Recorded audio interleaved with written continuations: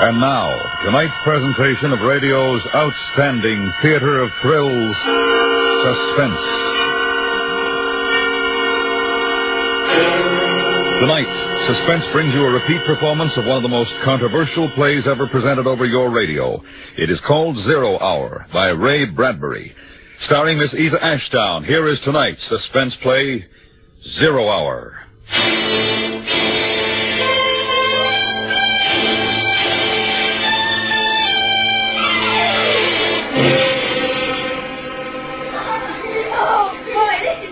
What a game. Such excitement they hadn't known in years. Mink talked earnestly to someone near the rose bush, though no one was there. Then the two little girls, shouting, laughing at each other. Such fun. Such tremulous joy. Mink ran into the house all dirt and sweat. For her few years, she was loud and strong and definite. And her mother, Mrs. Morris, peeling vegetables at the sink, watched with amusement as her daughter threw into a sack old pots and tools and things which were relegated to child play. Oh, my goodness, Mink, what's going on? Oh, the most exciting game ever, just ever. Oh? It's all right, I take these things, Mom. Well, just don't dent them and it's all right. Thanks, Mom, we won't. Bye. All right, dear. Oh, what's the name of the game, dear? Invasion.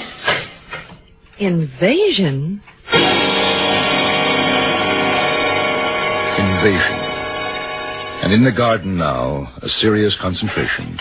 Mink with an assortment of pots, pans, and wrenches, forks, spoons, and her friend Anna, a little younger, tongue in teeth, taking notes on a pad. This, and this. What's it say next? Wait a minute, Mink. Well, hurry up.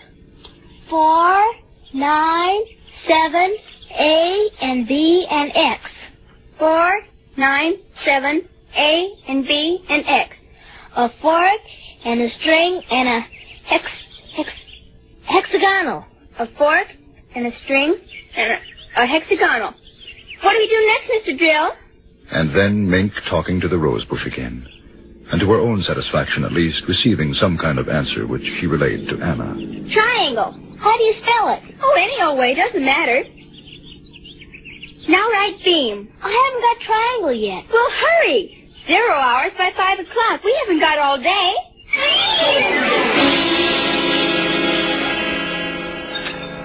Then time out from Invasion for lunch. Mink bolted down the soup and coincidentally crammed a sandwich into her mouth. Now you slow down, Mink. Whatever's waiting will wait a few minutes longer. But I can't. Drill's waiting for me. Drill? Well, that's a peculiar name. Is he a new boy in the neighborhood, dear? He's new, all right. Well, I don't think I've ever seen him. Which one is Drill? Oh, he's just around. You'll make fun. Everybody makes fun. All the kids do. Well, I don't think that's very nice. Is Drill shy? Well, yes, in a way. I don't know. I gotta go now, Mama, if we're gonna have the invasion. Now, you finish your milk, miss. Who's invading what? Martians invading Earth from up there. Oh, I see. And, Drill's a Martian? I think so. He's had a very hard time getting here. I should imagine. They couldn't figure out a way to attack Earth. How to get in or something. And Drill says they have to do it by surprise. And even get help from your enemy. Oh, a fifth column, huh? Uh-huh. And all this time they haven't been able to figure out how to attack until one day they thought of children. Well, that was bright of them. And they thought of how grown-ups are so busy, they never look under rose bushes or on lawns. Oh, that's where Drill is now, under the rose bush? Uh-huh, with all his friends, too. And there's something about kids under 11 with imagination. Just funny to hear Drill talk. Well, it must be. You better run along out if you want to have your invasion before dark. Oh, and bath tonight. School tomorrow, you know. Drill says I won't have to take any more baths. Oh, he does he? And we can stay up till 10 o'clock. Well, your friend, Mr. Drill, had better mind his P's and Q's, or I'm going to call up his mother. That's just it. Drill says you're dangerous because you don't believe in Martians. Just like you think Drill's a kid. Well, he's not. And they're going to let us run the world when they get in. All of us kids. And I might even be queen. Well, that's nice, dear. Now run along. Mom. What is it, dear? Mom, when the invasion comes, we'll have to get rid of you and Daddy. But I'll be sure it won't hurt very much. Well, thanks. Thanks a lot.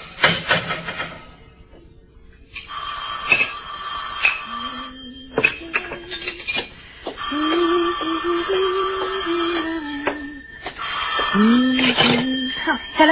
Hello, Mary. How are things in New York? Oh, Helen, how nice. Are you in town? Oh, no, I'm in Danbury. I was just thinking of you and thought I'd call. Oh, it's long distance, so you shouldn't. Oh, I can afford 3 minutes. How's Henry? Fine. And Bill? Oh, just fine. What about Mink? Oh, wonderful. Noisier than ever. Oh, she's got a new game now. It's taken the place of hopscotch. Invasion. Is she playing that, too? Well, yes. Are yours? Same thing. Some kind of geometric jacks, I suppose. Isn't it a scream? You know, all the kids their age are playing it up here. Timmy's got a crush on some guy named Drill. I think that's what it is. Oh, it must be a new password. Mink likes him, too. Oh, I didn't know that's in New York. Word of mouth, I suppose. You know, kids. Funny you say, I got a letter from my sister in Boston. She says her kids are playing it, too. It's just sweeping the country. Well, I wonder where they learned it. Don't ask me. All I know is what Timmy told me at lunch. 0 hours at 5 o'clock. When? Today. That's when the invasion's going to be. Oh, these kids and their imagination.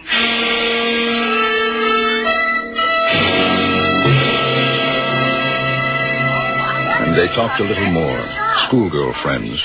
Casual woman talk. But Mrs. Morris was thoughtful. She was thinking of other things, of adults, of children with imagination, rose bushes, dimensions. She thought of how much she had forgotten about being a child, and she wondered about Mink and all the kids who were at that moment playing Invasion. A kiss for Mink. I will, and to Bill and the kids. Thanks. Bye. Goodbye.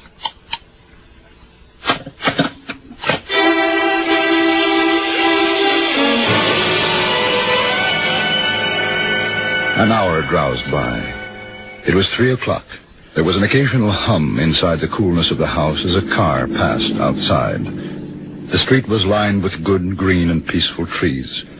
And all across the city, in other gardens, in other places, children under 11 were excitedly playing a game, talking to rose bushes and grass lawns, trees and shrubs.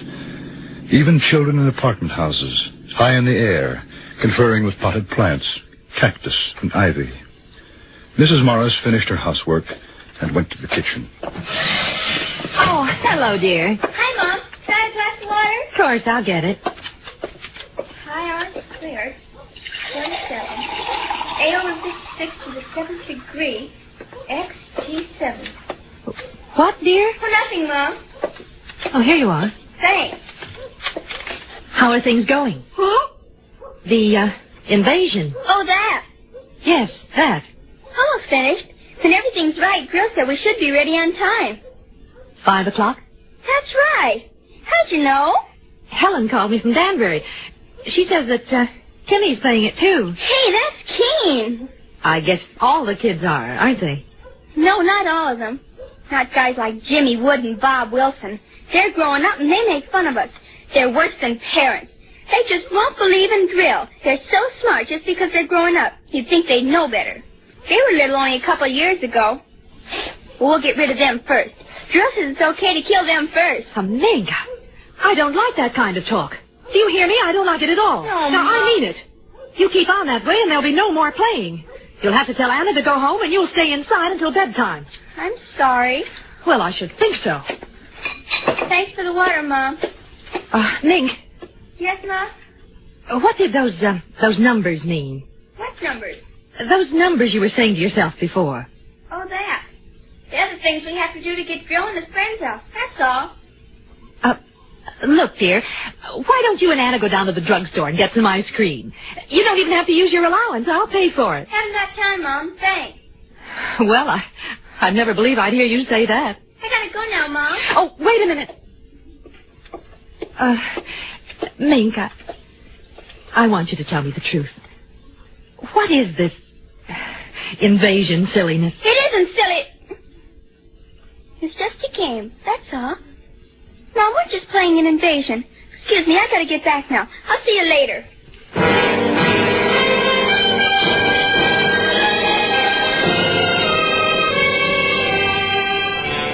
It was a game called Invasion.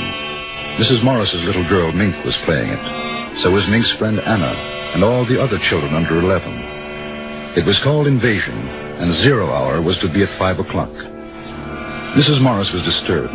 She wasn't sure why, but there was something about parents shutting ears and eyes to what was happening. And because she was disturbed, she did something she didn't usually do. She called her husband at the office. Hello, dear. Oh, hello, Henry. I'm sorry to bother you, but Miss Maxon said you weren't busy. Oh, not too. I should be able to get home early today. Everything all right? Yes. You all right? I'm fine. Mink? Oh, she's... Henry? What? Oh, nothing. I just wanted to talk to you for a minute. That's all. Listen, are you sure you're all right? Oh, yes. Mink been getting on your nerves? Not really. Well, you tell her to behave, or when I come home, she and I are going to have a talk. As a matter of fact, she's been a little fresh lately, and I don't think it's good. Well, she's playing outside. She's fine. Honey, is something wrong? Why, no, I told you I was just thinking about you and wanted to talk, that's all. Nothing wrong with that. Not a thing. You go back to your work, dear. I'll see you soon. All right. What time do you think you'll be home? Oh, about 5, maybe a little earlier. 5. Oh. Hey, what? Come on, what? Well, I was just thinking. Nothing really, just Mink and you and me. Goodbye, dear. You are okay, aren't you? Yes, I'm fine. Goodbye. Goodbye.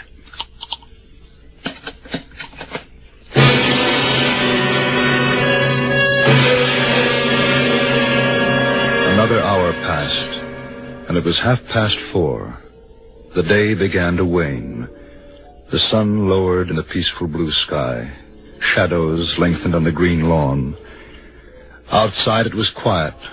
The two little girls more intent than ever upon their endless movement of design and pattern with the implements before them. Mrs. Morris watched from the window, and she had never known Mink to have such powers of concentration. She had turned on the radio and sat drinking a cup of coffee and turned over her thoughts. Children. Children love and hate side by side. Sometimes children love you and hate you all in half a second. Strange children. Do they ever forget or forgive the whippings and the harsh, strict words of command? I wonder. How can you forget or forgive those over and above you? Those tall, silly dictators. Those parents. Mom! Oh, what is it, dear? Have we got a piece of lead pipe and a hammer? Well, I don't know. There might be in the garage. What do you want them for? We just need them. Well, if you tell me what for, dear, maybe I can... Thanks, Mom. Is something wrong? No, stuck halfway. If we get him all the way through, it'd be easier. Then all the others could come through after him. Well, can I help? Thanks, Mom. I can fix it. You better get through, Mink. I want you to take your bath before your father comes home. All right. Now, he's coming home early. And Mink! Mink had disappeared behind the shrubs, and Mrs. Morris knew it was ridiculous to make an issue of it. Besides, what was the issue? Invasion? Drill? 0 hour? Unaccountably, a cool breeze came up, and although normally for that time of year it would have been a relief, Mrs. Morris felt a chill. She closed the window.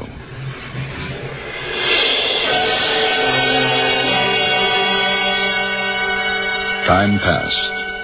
A curious, waiting silence came upon the street, deepening. Then from the living room, Mrs. Morris heard...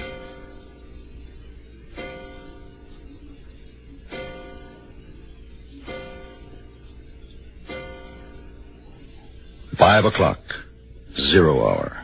It had come, and now it had gone. But was the clock right? And Mrs. Morris, knowing how foolish it was, knowing it, went to the phone and dialed. Silly. It's silly.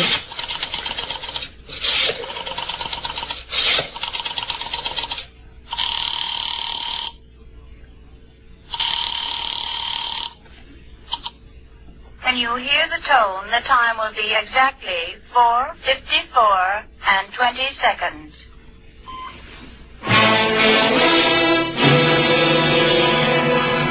12:54 and 20 seconds.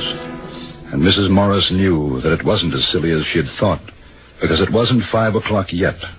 Not the 0 hour yet. Then the car drove up into the driveway. Hi, mate. How's it going? Hi, Anna. Hi, Daddy. Bye, Mr. Morris. Got a kiss for your old man? Haven't had time now, Daddy. Well, that's a nice thing. What are you doing? We're playing Invasion. Oh, swell. Your mother in the house? Uh-huh. Okay, be good. I will. There are in a few minutes, Daddy. All right, I'll be ready. Mrs. Morris heard him chuckle, and his steps up the walk to the front door.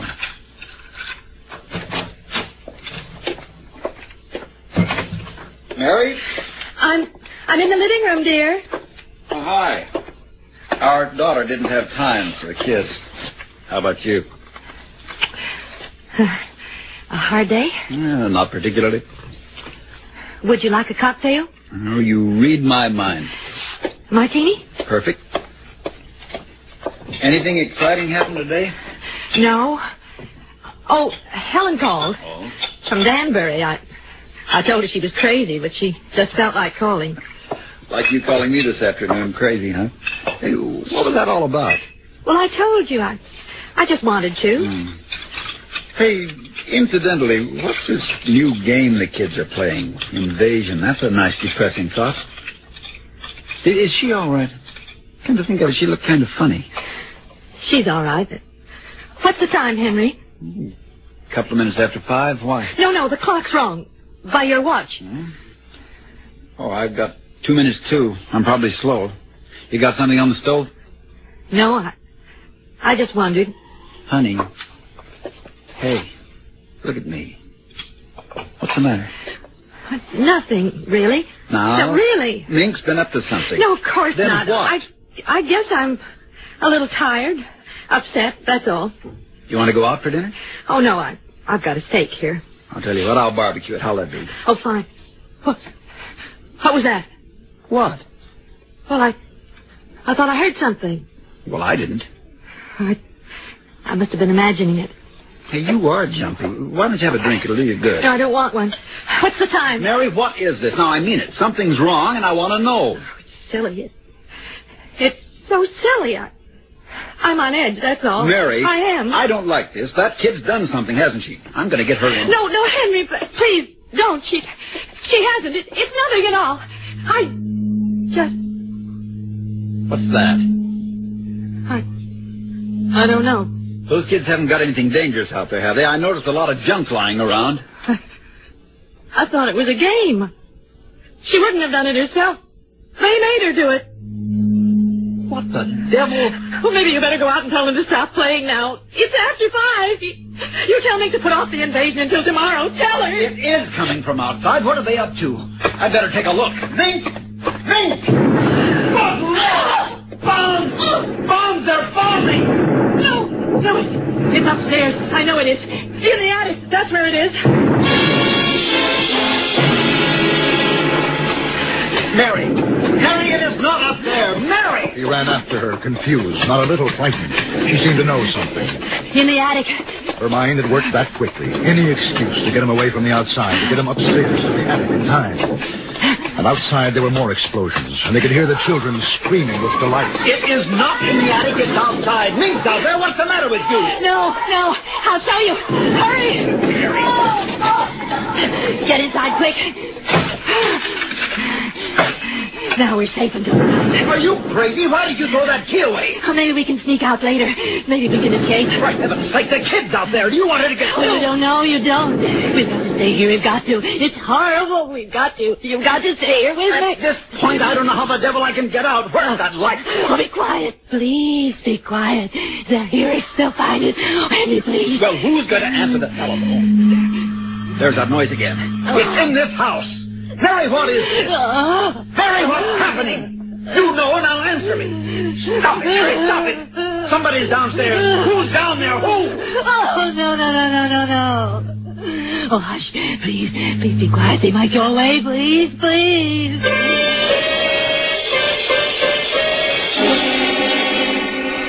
And between his wife's terror and the electric humming from below, Mr. Morris felt a great fear.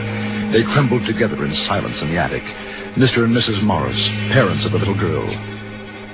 Then they heard steps coming up the stairs, and a voice. Mommy, Daddy, where are you? And a queer, cold light became visible under the door crack. The strange odor and the alien sound of eagerness in Mink's voice was almost more than they could bear. Each wanted to scream. Mommy, Daddy.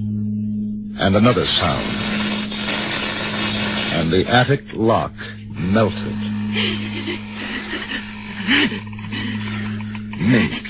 Mink, with bright little eyes and tousled hair, peered inside. And behind her, tall, wavering blue shadows. Frightful shadows. Peekaboo.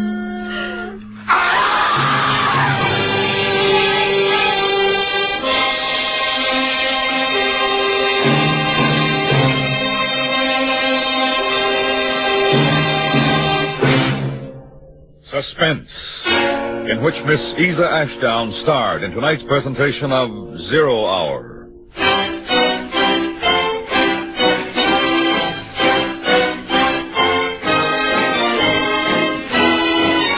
Suspense is produced and directed by Anthony Ellis. Tonight's script was written by Ray Bradbury and adapted by Mr. Ellis. The music was composed by Lee Stevens and Lucian Morovic and conducted by Wilbur Hatch. Featured in the cast were Parley Bear, Paula Winslow, Eve McVeigh, John Daner, and Beverly Hanley. Sound patterns were by Bill James and Ray Kemper. This is the CBS Radio Network.